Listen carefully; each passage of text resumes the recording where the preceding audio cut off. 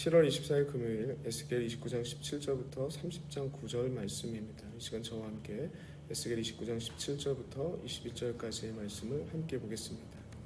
27째 해 첫째 달 초하루에 여호와의 말씀이 내게 임하여 이르시되, 인자야, 바벨론의 느부갈네살 왕이 그의 군대로 두로를 치게 할 때 크게 수고하였고 모든 머리털이 무지러졌고 모든 어깨가 벗어졌으나 그와 군대가 그 수고한 대가를 두로에서 얻지 못하였느니라. 그러므로 주 여호와께서 이같이 말씀하셨느니라. 내가 애굽 땅을 바벨론의 느부갈네살 왕에게 넘기리니 그가 그 무리를 잡아가며 물건을 노략하며 빼앗아 갈 것이, 이것이 그 군대의 보상이 되리라. 그들의 수고는 나를 위하여 함인즉 그 대가로 내가 애굽 땅을 그에게 주었느니라. 주 여호와의 말씀이니라. 그날에 내가 이스라엘 족속에게 한 뿔이 돋아나고 나게 하고 나는 또 내가 그들 가운데 입을 열게 하리니 내가 여호와인 줄을 그들이 알리라. 아멘. 오늘 본문 말씀은 에스겔 선지자가 기록한 환상 중에서 가장 마지막 시기에 주어진 말씀입니다. 주전 571년경에 유다가 바벨론에 의해서 멸망당하고 포로 생활을 한 지 15년째로 접어든 이 절망스러운 시기에 선포된 말씀입니다. 그 선포된 말씀의 내용을 보면 두 가지 교훈의 말씀이 나오고 있는데요. 첫 번째로는 17절부터 20절까지의 말씀을 보시면 역사를 주관하시는 하나님의 주권에 대해서 그리고 공의에 대해서 나오고 있습니다. 먼저 본문 29장 18절을 보시면요, 바벨론 왕 느부갈네살 왕이 지금의 레바논 지역인 지중해 연안 해상 무역을 담당했던 도시인 두로를 치기 위해서 군대를 동원한 그 내용이 기록되고 있습니다. 역사적으로 볼 때는 바벨론이 BC 586년에 남유다를 멸망시키고 바로 이어서 그 북쪽에 위치한 지금의 레바논 지역에 위치한 그 두로를 공격하기 시작하는데요. 근데 이 공격이 쉽지 않았습니다. 당시 이 두로는 해안과 섬을 거쳐서 요새화된 도시였기 때문에 쉽게 공략하기도 어렵고 정복하기도 굉장히 어려운 지역이었습니다. 바벨론이 무려 13년을 두로를 점령하기 위해서 공격했지만 점령하지 못하는 그 답답한 상황이 이어지다가 결국에 573년경에 포기하게 됩니다. 그로부터 2년 후에 571년이 되었을 때, 그때 에스겔을 통해서 오늘 본문 말씀이 주어지고 있는 것입니다. 18절을 보시면요, 인자야, 바벨론의 느부갈네살 왕이 그의 군대로 두로를 치게 할 때에 크게 수고하여 모든 머리털이 무지러지고 모든 어깨가 벗어졌으나 그와 군대가 그 수고한 대가를 두로에게서 얻지 못하였느니라 라고 말씀하십니다. 그리고 19절부터 20절까지의 내용을 보면 하나님께서 수고한 바벨론 느부갈네살 왕에게 이집트의 땅을 보상으로 넘겨주겠다라는 내용이 나오고 있는 것이죠. 그러므로 이 본문을 볼 때 우리가 주목해야 할 점은 무엇이냐면, 모든 것의 주인 되시는 분, 역사의 주관자 되시는 분이 바로 하나님이시다라는 것을 에스겔의 입을 통해서 우리에게 선포되고 있는 것입니다.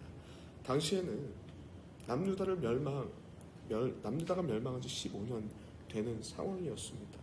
당시를 살고 있는 사람들의 인식으로는 제국을 이루며 자신들을 멸망시킨 바벨론 국가가 커 보였을 것입니다.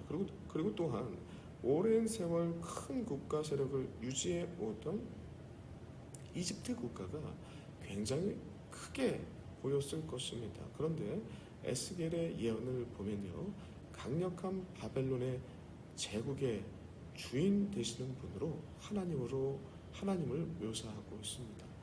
바벨론에게 일을 시키고 두로를 치라고 하시고 그리고 그에 따른 보수를 주시는 분이 바로 하나님이시다라고 얘기를 하는 것이죠. 그리고 또한 이집트의 존폐를 결정하는 분도 하나님이시다라는 것을 포로로 있는 15년째 포로로 있는 백성들에게 이 말씀을 선포하고 있는 것이죠. 그러므로 19절 20절입니다. 그러므로 느부갈네살 왕에게 넘기리니 그가 그 무리를 잡아가며 물건을 노력하며 빼앗을 것이니라. 그들의 수고는 나를 위하여 함인즉 그 대가로 내가 애굽 땅을 그에게 주었느니라. 주 여호와의 말씀이라 라고 말씀하십니다. 두로를 치는 일을 위해서 13년 동안 수고했으니 애굽 땅을 넘겨주겠다라는 예언이죠.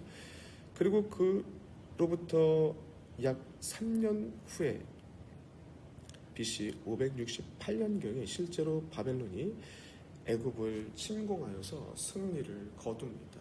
이 내용은 우리가 믿는 하나님은 그를 믿는 자만의 하나님이 아니라 온 세상을 공의로 다스리시는 역사의 주관자 되시는 하나님이심을 보여주는 장면이라는 것이죠. 여러분, 우리의 하나님은 모든 것의 주인 되시는 분이시며 역사의 주관자 되시는 분이라는 것을 잊지 마시길 바랍니다. 눈에 보이는 강한 세력들이 있다 할지라도 하나님의 손바닥 위에 올려져 있다는 것을 우리 믿는 자들은 항상 잊지 말아야 될 것입니다. 두 번째로는 거짓된 의지의 대상인 애굽을 심판하시는 하나님에 대해서 나오고 있습니다. 30장 1절부터 9절까지의 내용을 보시면요, 애굽과 구스, 에티오피아를 말하는 거고 붓, 리비아를 말합니다. 루딤 등 애굽을 든든하게 떠받쳐 오던 주변 동맹국을 언급하고 있습니다.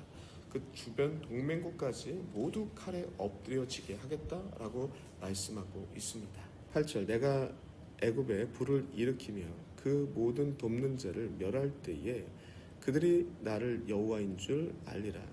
남유다가 멸망하기 전에 하나님께서는 예레미야를 통해서 애굽을 의지하지 말고 바벨론에게 항복하라고 말씀하셨습니다. 그러나 멸망하는 그 순간까지 남유다는 예레미야의 예언을 무시하고 눈에 보이는 강력한 힘인 이집트를 의지하다가 결국 586년에 멸망받게 됩니다.